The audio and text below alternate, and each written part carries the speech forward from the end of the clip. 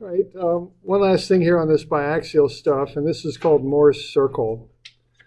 All right, and this is another way to calculate these biaxial stresses. It was developed by an engineer named Otto Mohr. This is on page 380, 381 in there. This was developed in the late 1800s, and I don't really know all the history of this, but what I think is they didn't have calculating devices back then. They didn't have computers, obviously. Didn't have calculators, maybe slide rules, that was about it. And so this stuff was hard to calculate.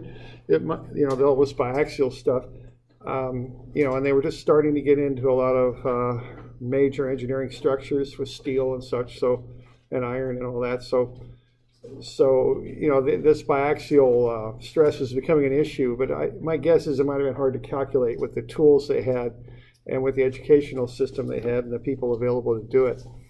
So what Mohr did was come up with a much, in his day, an easier way to calculate this stuff. It's a graphical solution to the biaxial stress equations.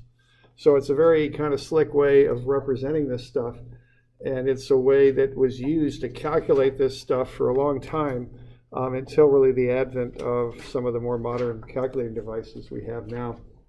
All right. Now, being as it was very common back in the late 1800s, early 1900s, it was used a lot, and you see it in the literature a lot.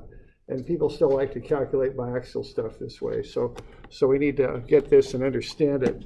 It's kind of its own unique way of calculating out these equations in a graphical format. So it turns out that if you solve for some calculations involving the biaxial stress formulas for sigma x and sigma y, what you can end up with here, if you manipulate them a certain way, is an equation for a circle.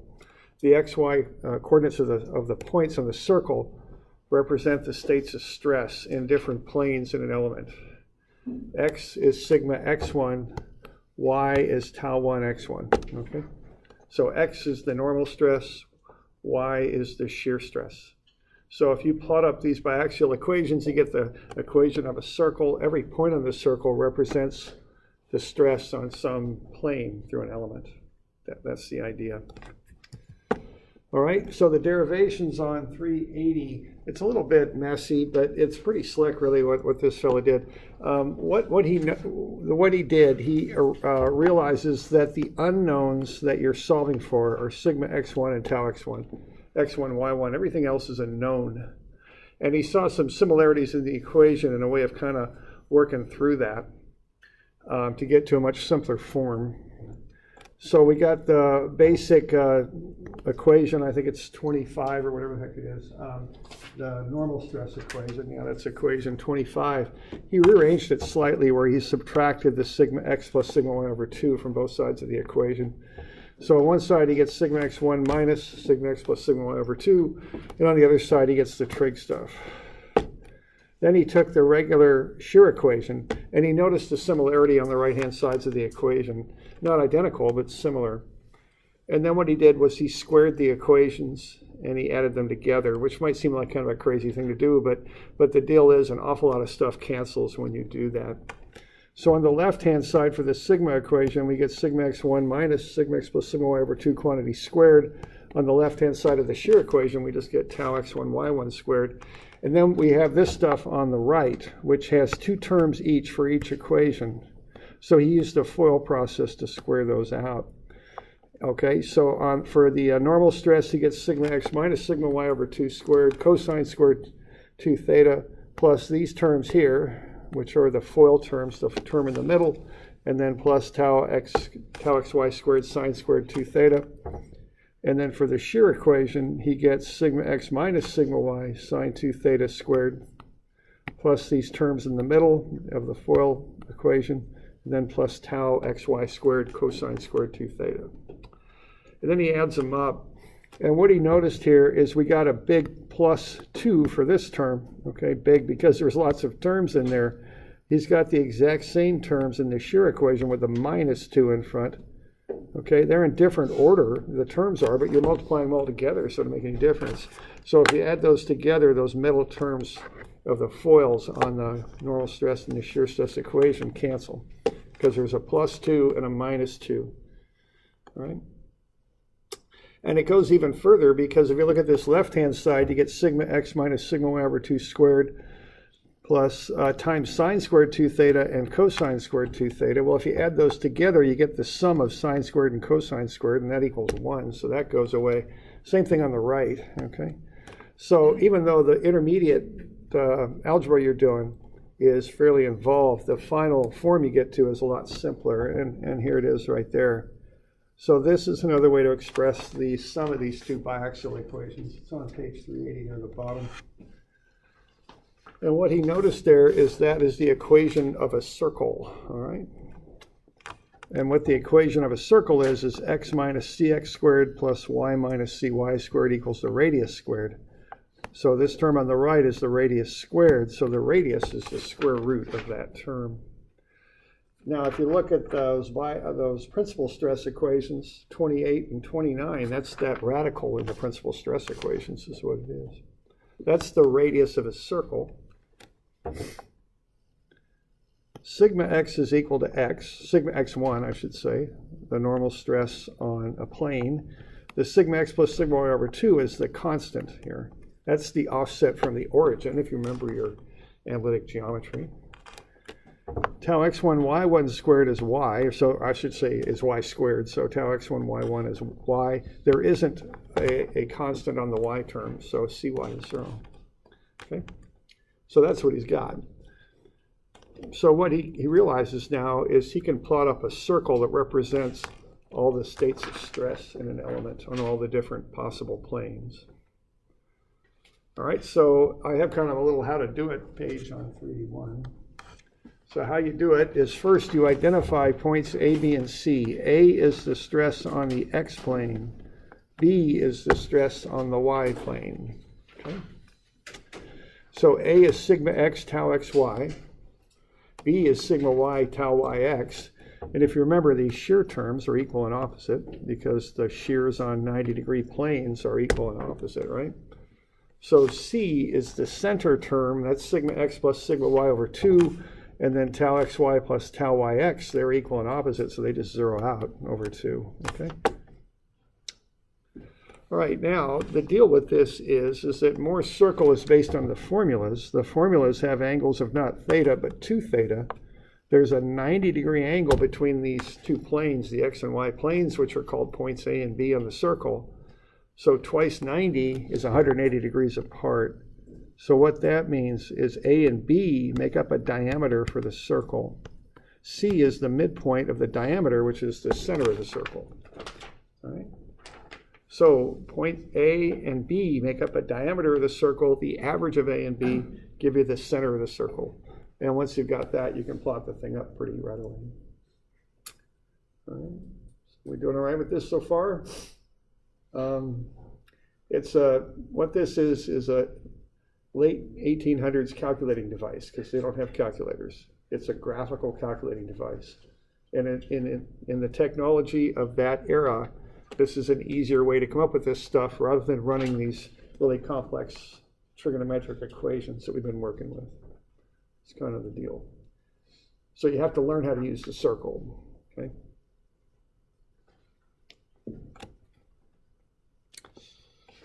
All right, so what you do there on steps 2 on page 381 is plot up points A and B, and then the center point is the radius of the circle.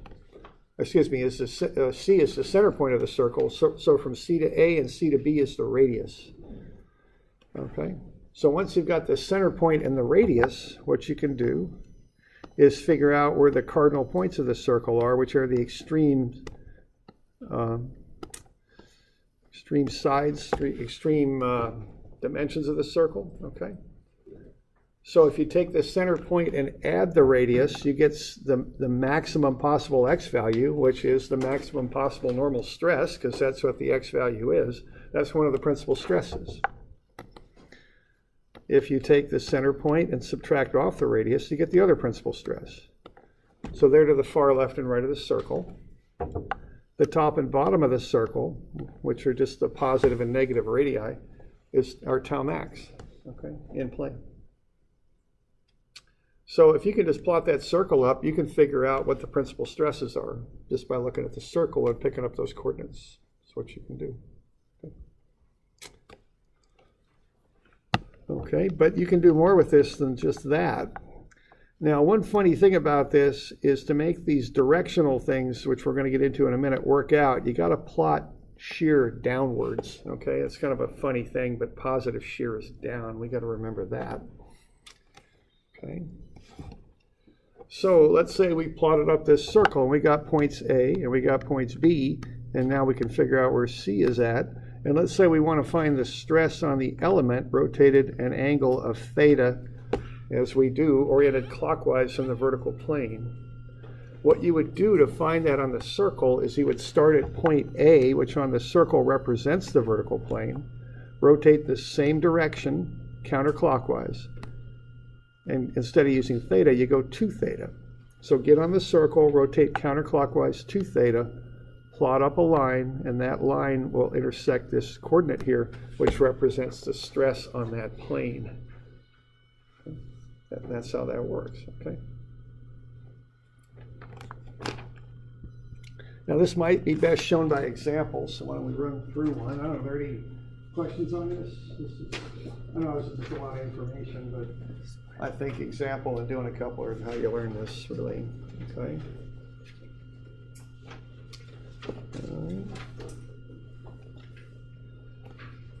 Okay, now let's work through this example we've been working with earlier in class. You know, we did the equations on this, and we found the principal stresses on this one and all that.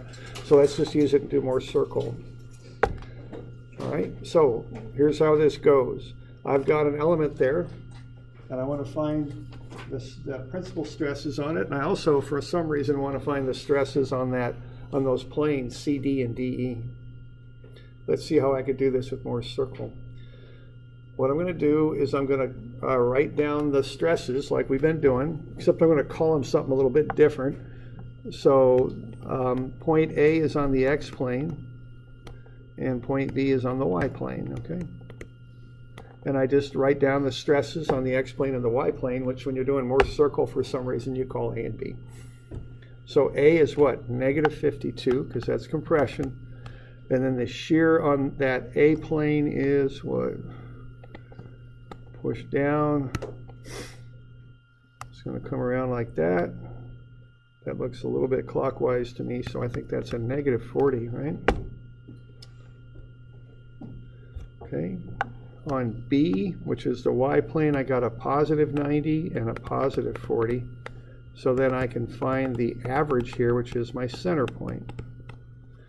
And you don't really ever need to calculate the shear. I'll just do it once just because it comes out, just to show you it comes out to 0, but it always does because the X and Y shears are the equal and opposite inside. Okay? So you just find the average shear, or excuse me, average normal stress, which I think is 19 if I'm not mistaken. 19? I think so. And then we find the average shear stress, and that's point C. All right. So there you go. Now the next thing you do is you plot it up on a circle. So if you're working for an engineer, you are an engineer back in 1890 and you're working on some big bridge or something, you get yourself a piece of graph paper and a compass and a protractor and a scale. That's what you do. All right. You put a set of axes on there, and then you put the needle of your compass on point 19, 0. And then you stretch the lead out to either point A or B, and you turn a circle. And that's more circle. And that represents every possible state of stress on every possible plane in this element. There's a point on that circle that will represent the stress on any plane you want to look at in that element right there. And that's all you got to do is draw a circle. Okay? Pretty easy so far, eh? Okay.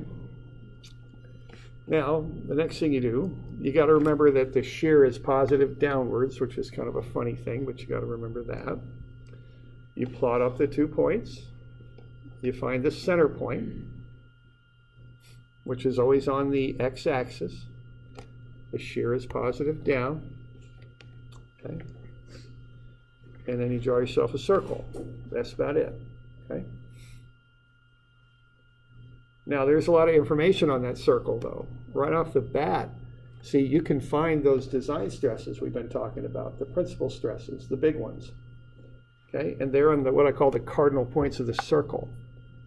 So if I'm looking for the biggest tensile stress I got to work with, it's right over there on the far right of the circle, because the circle has every possible stress in that element at every possible plane. So if you want the biggest tensile stress, just go to the right and read that value. Now, back in 1890, you just read it off the graph paper is all you did. Now, that's not perfectly accurate, but in 1890, who cares, okay? If you're within 5%, man, in 1890, I think you're pretty good. It's about as good as you're going to get, all right? So we don't worry about it too much, okay? So there's a bit of inaccuracy with this stuff, but that's fine, okay? Because even today, I mean, structure's got a 40% safety factor on them. So who cares, okay? You get as good as you can, but you're not going to worry about it so much. All right. All right, so I don't know, I'd estimate on the far right, roughly 100, maybe not quite on there, but pretty close. And then off to the left looks to me about, I'd call it 62 negative, but you know, again, I don't have a magic eye or anything. And then the top and bottom, I'm seeing about, I'll call it 80 here, but probably a little closer to maybe 81. It's just a touch over, but we'll call it 80, good enough. Okay. So now, instead of having to do a bunch of calculations with all this trigonometry, like you got on equations 25 and 6, I just drew a circle on a piece of graph paper, and I found the far right, the far left, the top and the bottom. I'm good to go. I got my design values now, okay? So I think that might have been part of why this was done. It's just so much easier, considering you don't have a calculator, okay? You don't have a spreadsheet, okay? So this is just a little calculating device is what it is that calculates Mohrs circle. Just like that pop machine out there is a computer, right? It's got a chip in it just like your computer does, except there's a hard program on that thing. You don't program that, or well, maybe somebody does, but it's all set up, right? That isn't an open-ended computer where you can do spreadsheets and do this and that. It's a pop machine, right? But it is a computer, right? I mean, there's a lot of computers in your house now, right? A lot of them are just programmed to do one or two things. This is kind of that kind of idea, right? This is a circle that we're using specifically to find stresses. Is what we're doing with it. Okay. All right. Now, if I want to know the angle to figure out where that principal stress is, now I just use a protractor. See, I lay it out. All right, and I'm just going to put it the center of the protractor, of course, on the origin, on the center of my circle. I'm going to line up the edge with point A, and then I'm going to measure over here to my first principal stress. And that looks pretty close to 30 degrees to me, okay? Roughly. All right. So that's off of the circle. I'm starting at point A. I'm going to go counterclockwise till I get to a cardinal point on the circle, which is a principal stress. And I'm going to call that angle alpha. They don't do that in textbooks, but I want to call it something, so I just call it alpha. Okay. I'm going to counterclockwise 30 degrees. That gets me to the principal stress. But remember, this circle is based on the formulas. The formulas are based on angles of 2 theta. So it's 30 degrees counterclockwise from A to sigma 1 on the circle, which would be the formula. So in reality, I got to take half of that. So that principal angle is really 15 degrees, positive because it's counterclockwise. Okay, y'all good with that? Circle is based on an angle of 2 theta. So if I start at point A, which is the vertical plane on the element, go counterclockwise twice of this angle, that's 30 degrees. So I want half of that 30. I want 15. Because the circle is a calculating device that's based on the equations. In reality, that wouldn't be 30 degrees, it'd be half of 30, it'd be 15 in reality. Okay.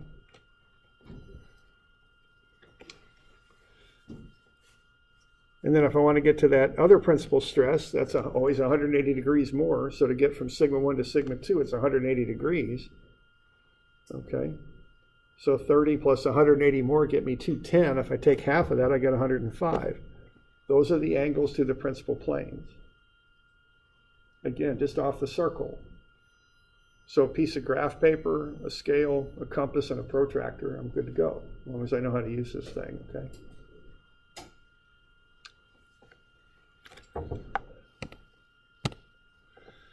So if I want to draw that thing up, I just come here at 15 degrees. draw an element. What's going on there is I've got a negative 80 on that plane.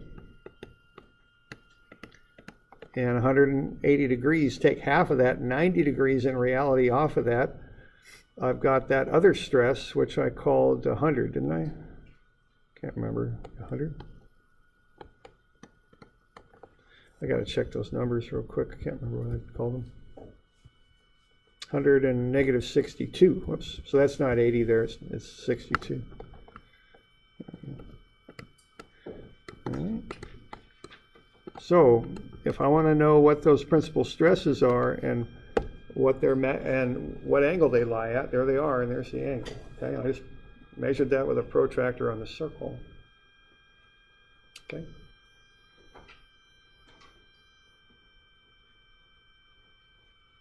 So we're doing all right with that? Okay.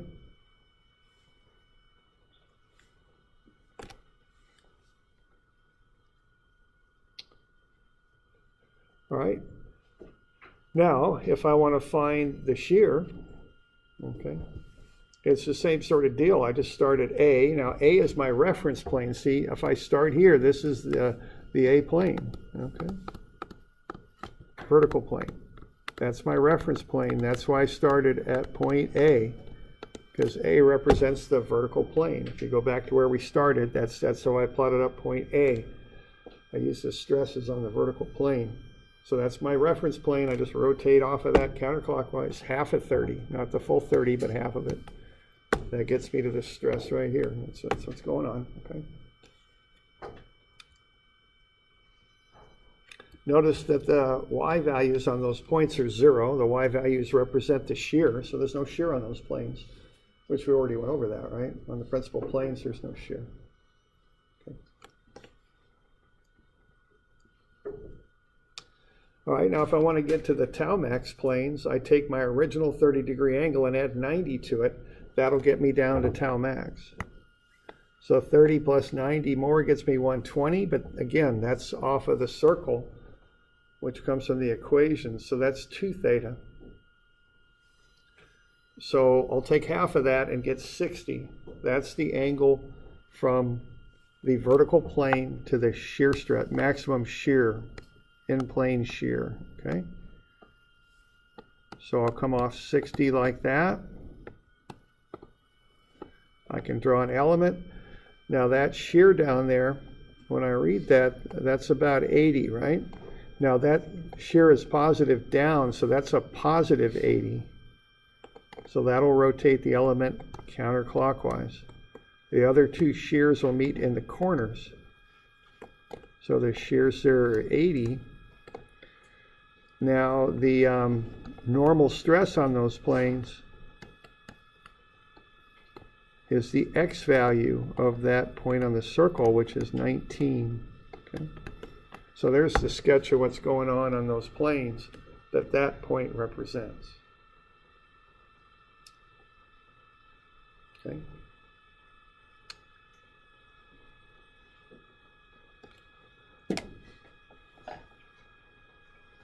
Doing all right with that?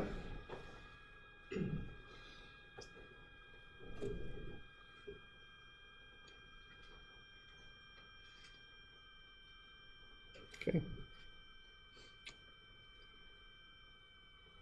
So again, this is just an easier way to calculate it. You got to learn how to use it, but once you know how to use this circle, you can just calculate this stuff a lot easier back in 1890. Okay, that's the deal. Okay. Now, if we want to know what's going on that plane CD for some reason, here's what happens. See, from the vertical plane, which for us is point A on the circle, we're going to go 32 degrees counterclockwise. Well, that's in reality, on the circle, we got to go from reality to the circle. We got to double the angle. We got to go 64. And what we'll do is we'll start at A, and then we'll go 64 degrees. Measure a line until we intersect the circle. Then we'll just look at the coordinate of that point on the circle, and that represents the stress on CD. Okay. So I just start at A, rotate on the circle counterclockwise, twice 32, that's 64. And I don't know, negative 48, 46. Okay. That's the stress on CD. The normal stress is compressive 48, the shear stress is 46. And that's just an estimate I made looking at the graph paper. You know, you might get something a little different, but again, it's not a big deal. Okay. So that's CD.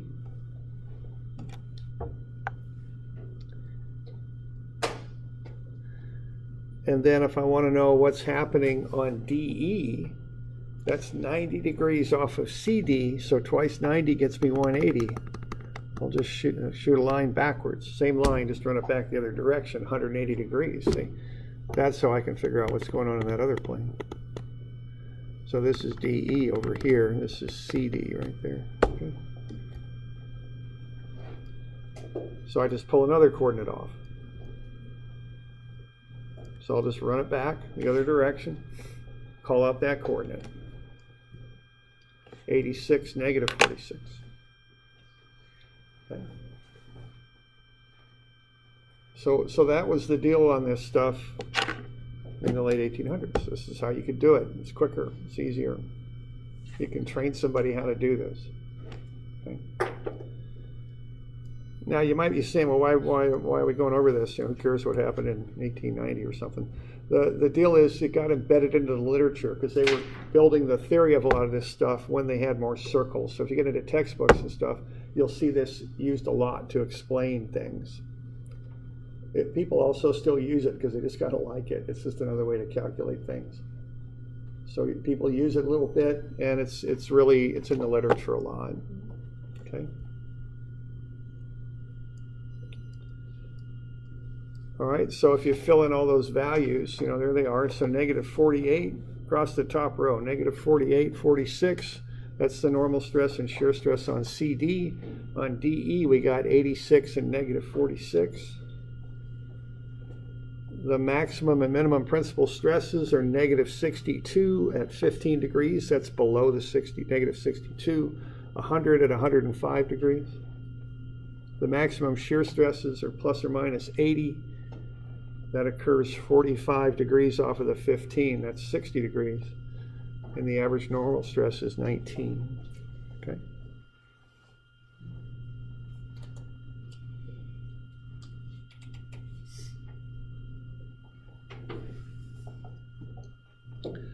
Now, once we got past 1890 and we started getting into the era when people started using calculators, which was in the 60s, and computers were much more available, late 60s, early 70s.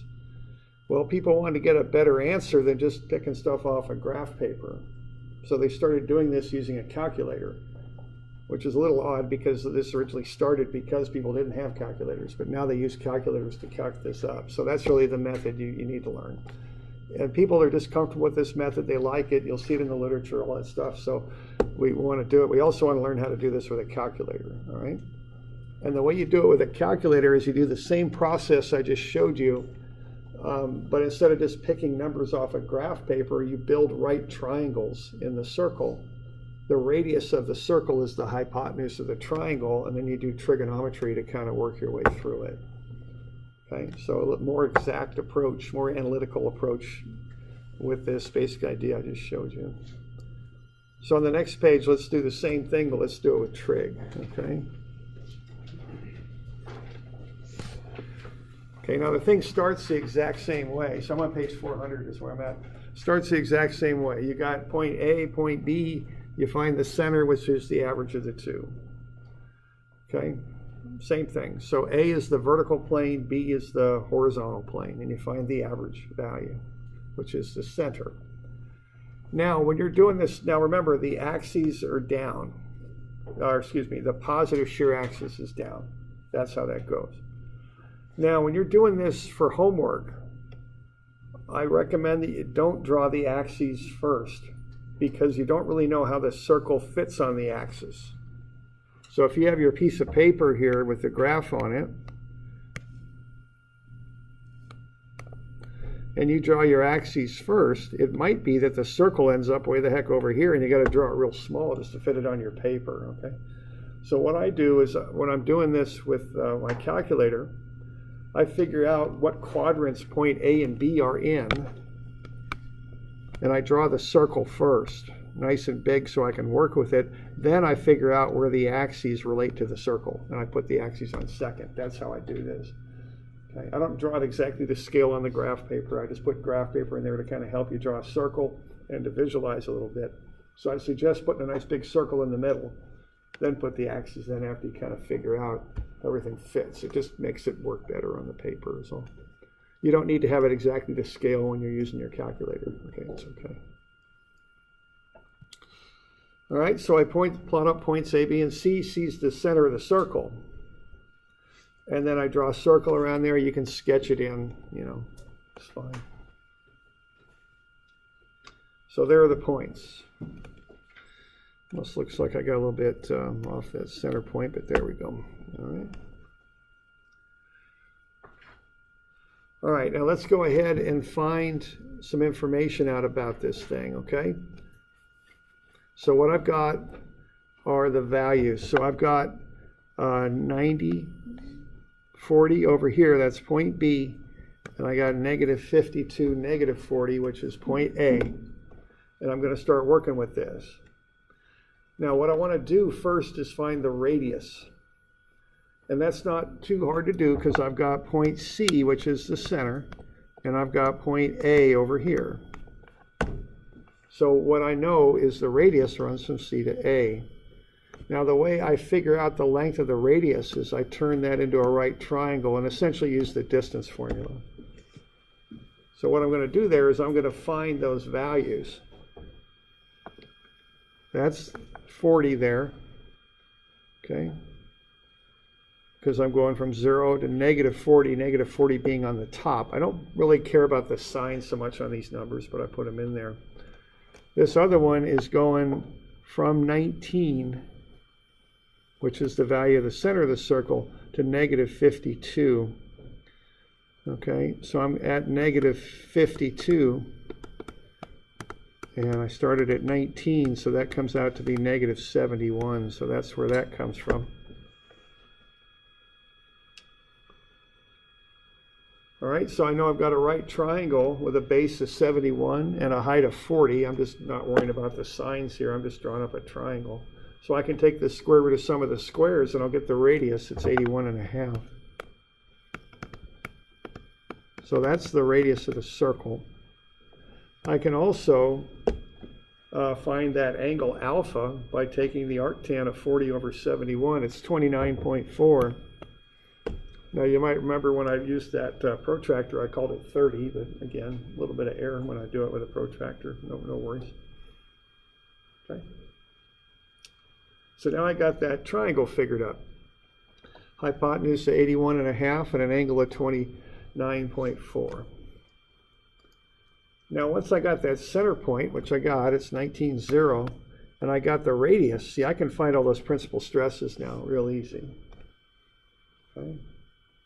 All I got to do is just take that center point and add and subtract the radius. That's all I got to do. So let's find the principal stresses.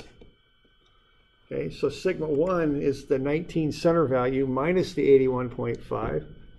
Sigma 2 is 19 plus the 81.5. So negative 62.5 and 100.5. Tau max in plane is plus or minus the radius, plus or minus 81.5. The average normal stress is the normal stress of the center point. So that gets me the principal stresses. Negative 62.5 and 100.5. So the maximum compressive stress is 62.5 in this element. The maximum tensile stress is 100.5. Okay. The maximum shear is plus or minus 81.5. And then the average normal stress is 19. So just by knowing the center point and figuring up the radius, you can get all the principal stresses real easy. Okay. Okay. Doing all right with that? Okay.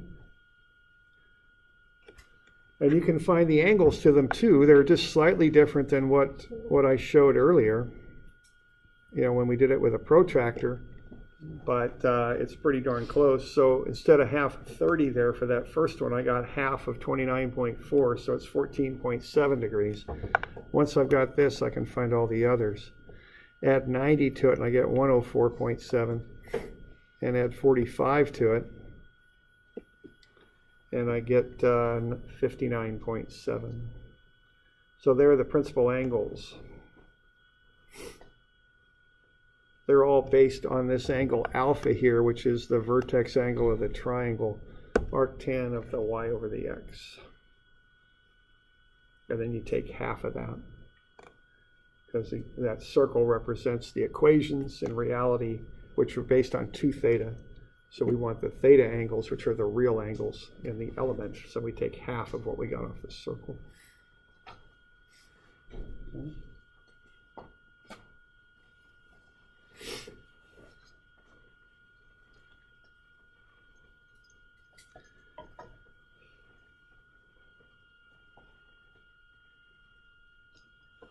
Okay.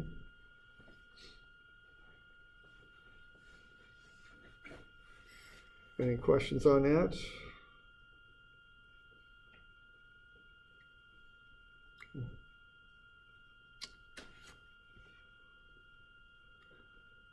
All right, now if I want to know what's going on plane CD, I use that 32-degree angle and I double it. That's 64. This line represents the vertical plane. I'm going to come off of that 64 degrees. I'm going to get a little different answer than what I got before, because I'm going to be more exact now, more analytic.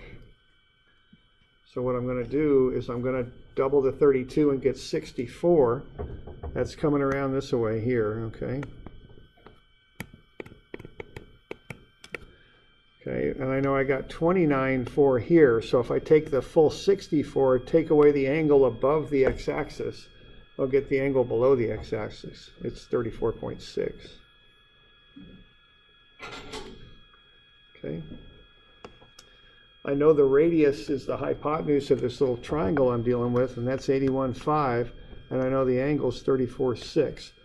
So I can do the trig there, cosine and sine of the angle times the rate of the hypotenuse, and I can get the sides of the triangle. Okay. So what I've got there, I got 34.6. I know that. I know I got 81.5. So when I do the trig there, I get this is 67.1, and this other one is 46.3. Now, importantly, I know this vertex is at 19.0. Okay. So what I want to do here is find the coordinate of that point, because that point is on the circle. That represents the stress on CD. Okay. So that value, starting at 19, I take 19 minus 67.1, I get negative 48.1. That's the x value of that. And then it's 46.3, which is down, which again, for the Mohrs circle is positive. So that's 46.3. So there's the coordinate of that point.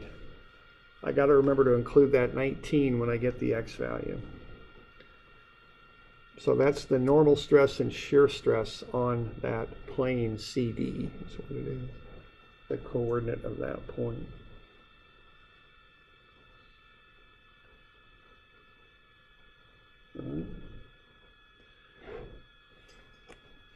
And then I can take that same triangle and shoot it back to get the other side.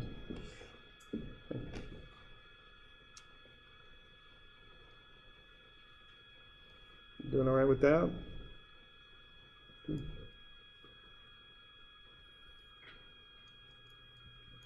Okay, so I can just run the other triangle back, 34.6 degrees. And I can do the same sort of calculations. I'll get the same sides to the triangle, So I'll get negative 46.3 for the shear, because again, negative is up for shear. I take 19 plus 67.1, and I get 86.1 for the normal stress. Those are the stresses on plane DE.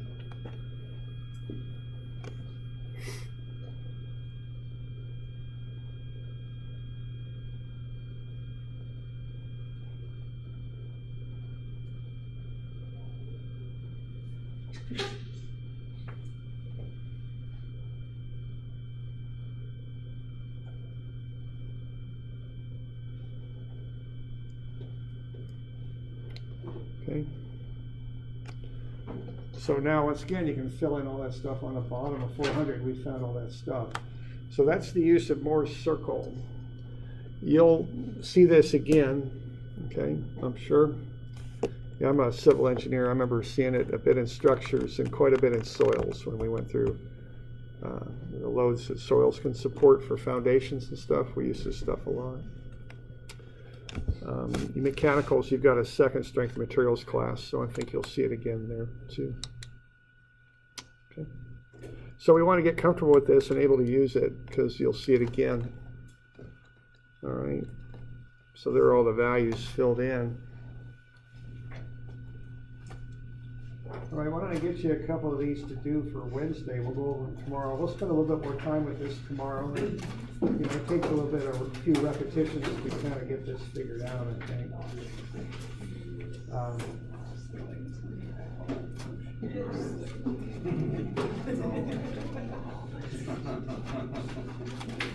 So 211 and 212.